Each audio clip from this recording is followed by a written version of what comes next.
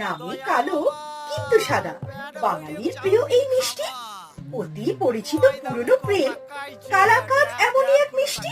চলো যাও যাক। বানাচ্ছি মিষ্টি প্রেমী বাঙালির অতি প্রিয় এক মিষ্টি কালাকাঁদ, যা বাঙালি সব অনুষ্ঠানেতেই স্থান করে নিয়েছে।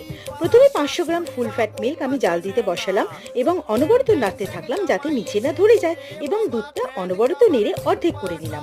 এদিকে আমি আগেই ছানা কাটিয়ে রেখেছিলাম, 200 গ্রাম র ছানা ঘন দুধের মধ্যে ঢেলে দিলাম। কালাকাঁদে একটু দানা ভাব থাকে, তাই এটা র ছানাতে করলেই ভালো হবে।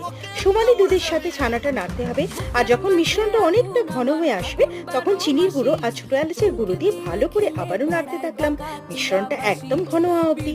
তারপর একটা থালাতে অল্প ঘি মাখিয়ে নিয়ে মিশ্রণটা ঢেলে দিয়ে খুন্তির সাহায্যে একটু চেপে দিলাম এবং ওপর থেকে কিছু ড্রাই ফ্রুট ছড়িয়ে চেপে দিলাম। মিশ্রণটা ঠান্ডা হলেই ছুরি দিয়ে স্কোয়ার শেপে কেটে নিলেই বাঙালির প্রিয় কালাকাঁদ তৈরি।